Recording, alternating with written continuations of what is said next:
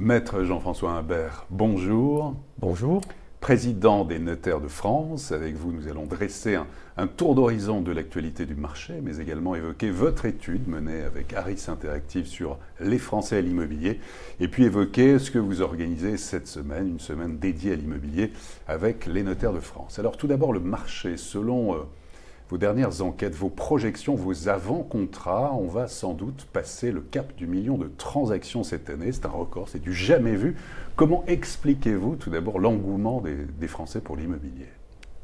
Alors effectivement, le marché est particulièrement dynamique, des explications peuvent être données. Pour autant, je crois qu'il faut tout de même le relativiser. Nous allons dépasser le cap d'1 million de transactions.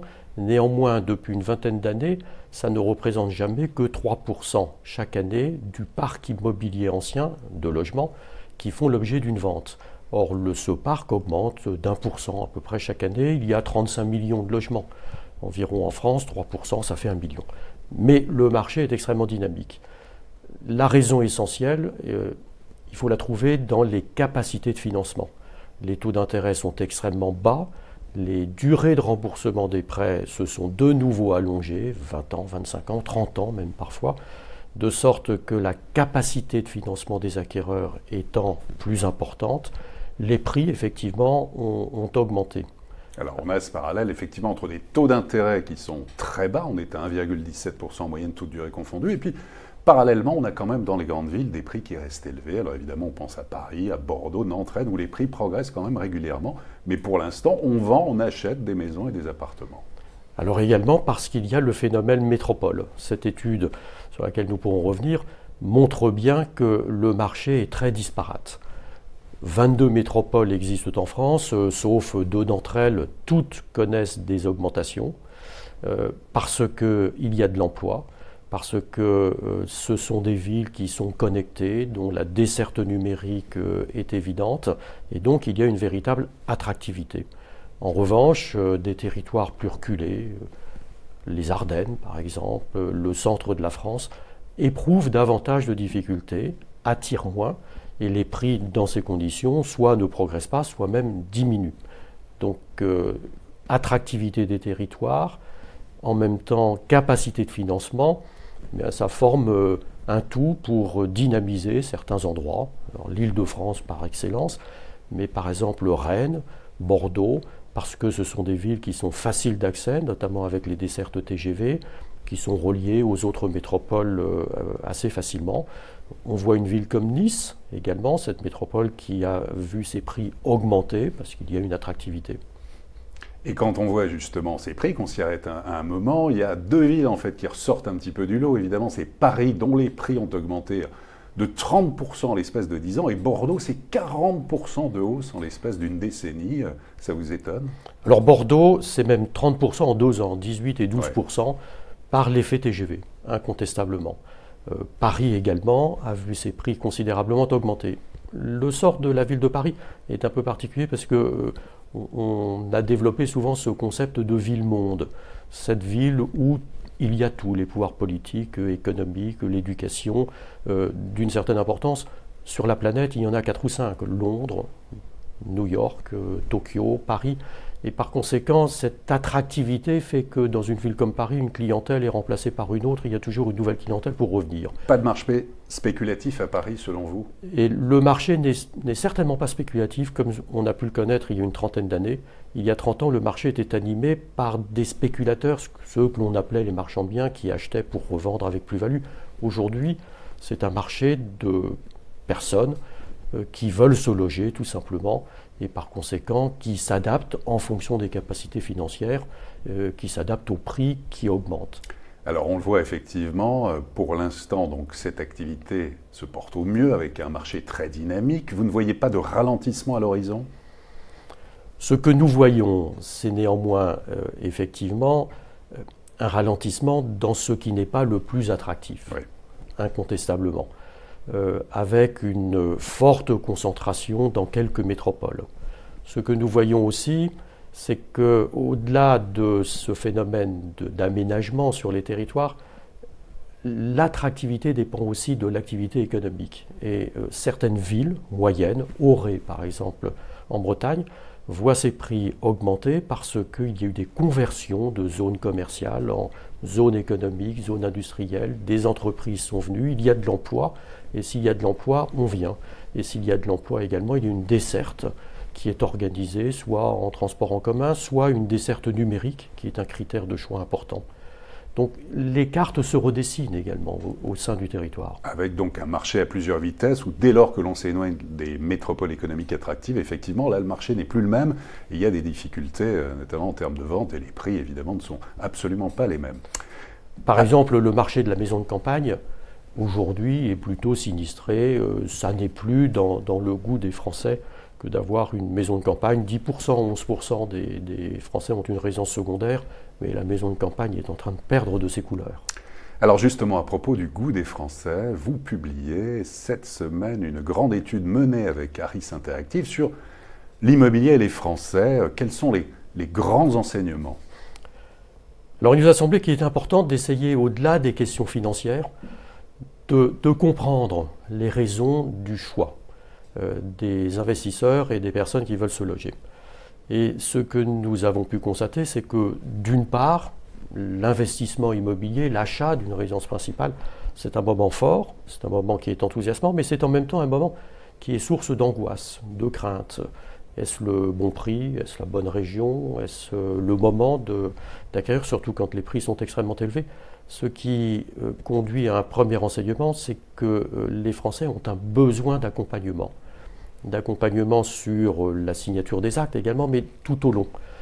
Savoir quelle est la structure juridique qui va être retenue, comment on va pouvoir transmettre ultérieurement à ses enfants, et c'est tout le rôle du notaire, d'anticiper, d'accompagner et de faire en sorte que les choix se fassent de manière simple.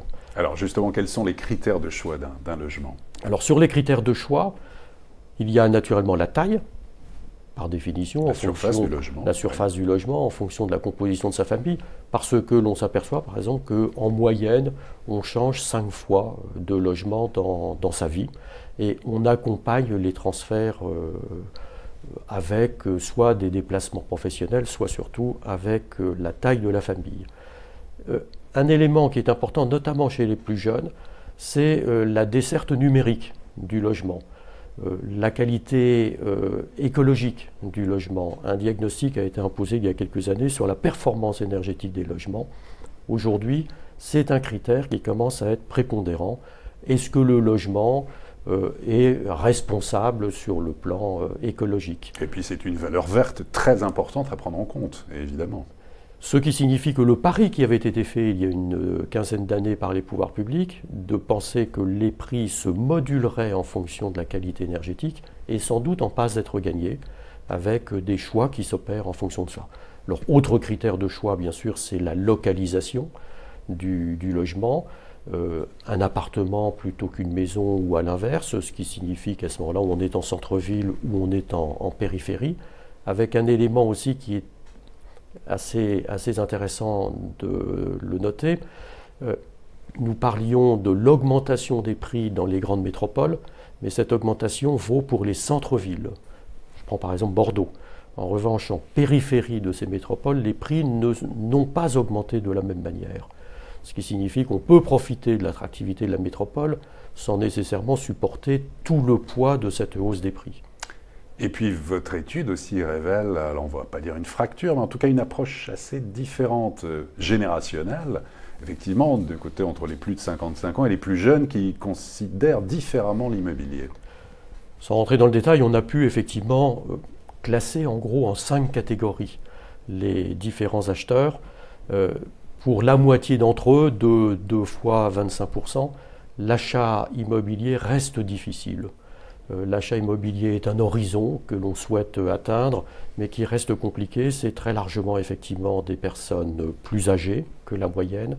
Ce sont également des personnes davantage en milieu rural qu'en milieu urbain. Et assez curieusement, c'est dans les grandes métropoles que l'on achète le plus jeune. Aujourd'hui, l'âge moyen pour acquérir son premier logement est de 32 ans. Il y a quelques années seulement, il était de 37-38 ans. Donc, on achète plus jeune, et le pic de la première acquisition, c'est même entre 25 et 30 ans. La moyenne, c'est l'agrégat de toutes les données. Et c'est entre 25 et 30 ans que l'on achète le plus souvent son logement.